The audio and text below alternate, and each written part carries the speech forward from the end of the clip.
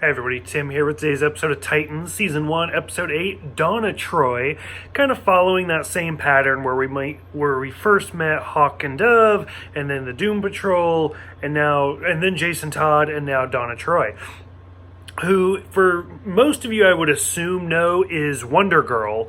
So, and they kind of bring that up a little bit. Like, overall, I would say this is an okay episode. It definitely kind of slows the pacing for the whole season down just a little bit. But, like, they don't really do a whole lot. Like, it's mostly just setting up for, like, some of the climax of the last couple of episodes, which I think we have, like, 3 left. So it starts out with the young Dick Grayson, and Donna Troy's in his room, and he's like, what are you doing here? And you're just kind of supposed to know who she is. And if you don't, they kind of drop some hints where she's like, oh, Diana's here to talk to Bruce about the Justice League. So, I mean, right there, we have a ton of stuff going on. Like, now we know that Wonder Woman's in this universe. We know the Justice League is part of this universe. And they start talking about the Joker and how scary he is and stuff like that. So, like, a lot of stuff drops all at the exact same time. I really love the line where she's like, we sidekicks got to stick together, because that's also kind of a reference to, like, the Teen Titans, which this is, the Young Justice League, stuff like that. So it's kind of interesting that she brings it up, because, I mean, we haven't heard or seen anything from Superboy yet, or Speedy, the Green Arrow, or Kid Flash, stuff like that. So it's kind of interesting, like, how many sidekicks are there, but they haven't made their own league yet. So it's just kind of fun. So Dick says goodbye to the team. He's going to go kind of do his own thing. So we're slowly now, we saw the team finally come together, and now they're kind of breaking apart again. I especially love the scene where he's talking to Donna about how he quit being Robin. And she's like, well, I never quit being Wonder Girl. I just stopped. And he's like, what's the difference?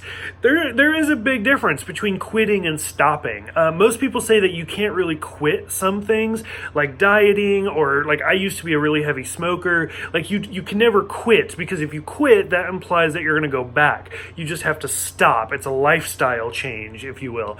So it's kind of interesting that she knows that difference, but he doesn't, which is a pretty good sign that he's going to go back. And presumably, at some point, depending on how long this series goes, we'll actually see him as Nightwing. So it's just kind of fun.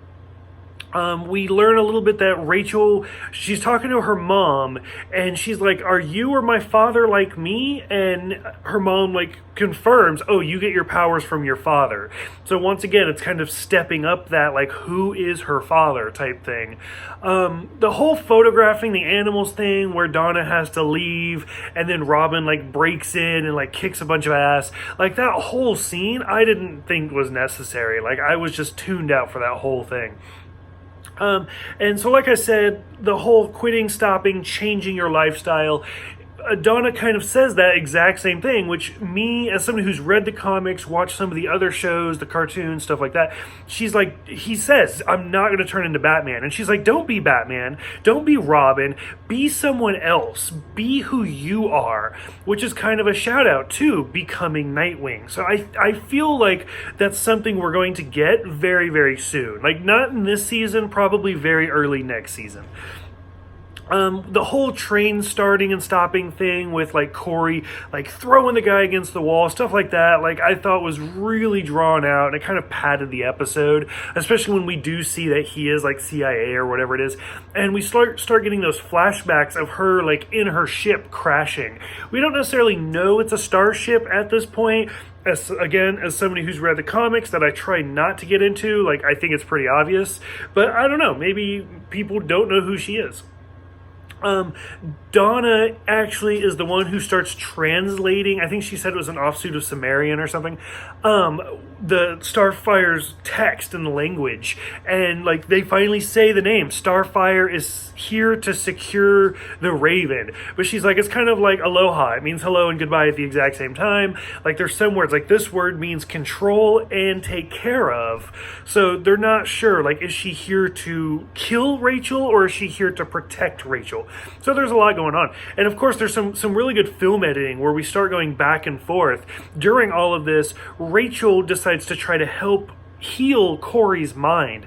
And as soon as she does, Corey wakes up and grabs Rachel in a chokehold. So presumably it's not going to end well. Like, she is here to kill, like, the destroyer of worlds.